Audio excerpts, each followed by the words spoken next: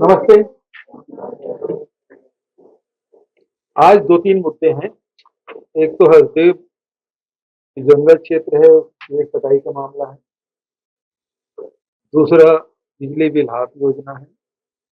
और तीसरा केरल भाजपा के अध्यक्ष पूर्व केंद्रीय मंत्री थे, उन्होंने जो रिहा हुए दोनों के एक साथ। पहला मुद्दा है जिसमें एक पेड़ मां के नाम और सारा हसदेव अडानी के नाम। केते एक्सटेंशन कोल ब्लॉक में अभी जो अनुमति मिली है 1760 हेक्टेयर, जिसमें से 1742 हेक्टेयर यानी कि 99% जंगल है, और वो भी घना जंगल है, और देश के गिने चुने जंगलों में से एक। और यहाँ जो पेड़ कटाई होगी वो लगभग 6 लाख। पूरा ब्लॉक जो है वो चरनोई नदी का जल ग्रहण क्षेत्र है, जिसके संरक्षण की सिफारिश जैव विविधता अध्ययन रिपोर्ट में।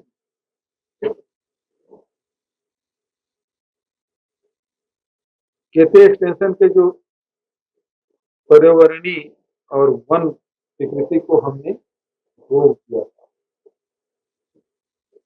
और भारत सरकार इससे अनुमति।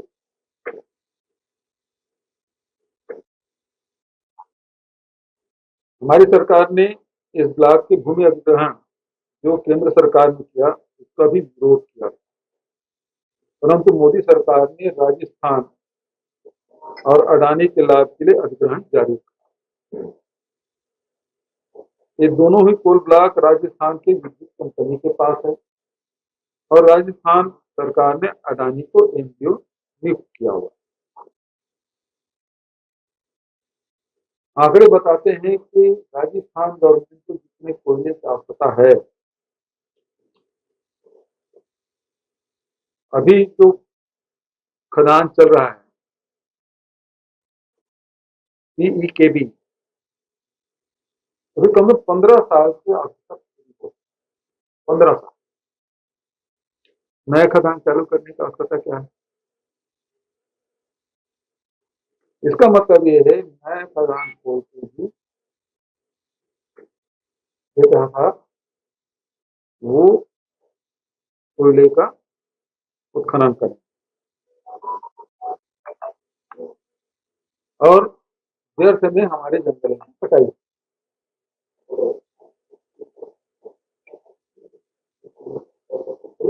और इसके जो प्रारंभिक जो अनुशंसा है वो रमन सिंह जब मुख्यमंत्री थे तब उन्होंने दी। हालांकि जुलाई 2022 में विधानसभा में सर्वसम्मत से हसदेव के वनों में कटाई रोकने का प्रस्ताव किया, और हमने अनुमति होने के बाद ही पर परसा कोल ब्लॉक में जंगल कटाई नहीं होने दी। राजस्थान विद्युत निगम को कह दिया था क्योंकि पूरी आवश्यकता पहले खदान PEKB से पूरी हो रही है, दूसरे या तीसरे ब्लॉक खोलने की अनुमति नहीं दी सकती। और हमने केंद्र सरकार को पत्र भेजा और परसा कोल ब्लॉक रद्द करने की मांग की। विजय शर्मा जी ईडी के प्रवक्ता में, यदि किसी खिलाफ कार्रवाई करोगे तो उसे अपने बचाव के लिए कुछ करना नहीं चाहिए। और फिर हम लोग जो गए वो बेसिकली 3 जो धारा है MLA, जिसमें धारा 44 है, धारा 50 है, धारा 76।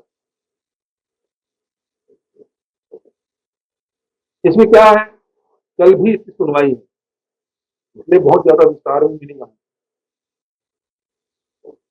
पहली बात तो ये है कि 44 ये कहता है कि आप यदि एक बार चालान प्रस्तुत कर दिया, ईडी कोर्ट में चालान प्रस्तुत कर दिया, दूसरा, यदि इन्वेस्टिगेशन करना है और आपको उसमें कार्रवाई करनी है आगे, है ना, तो आपको कोर्ट से परमिशन लेना है। आज तक के ईडी ने किसी केस में एक भी परमिशन नहीं ली हुआ, ठीक है ना। पंजाब में आप जानते हैं कि खुद उसी मामले में वो बड़ा बेंच बना हुआ है, जिस पे आरोप है वही अपने खिलाफ गवाही देगा, तो कैसे संभव है।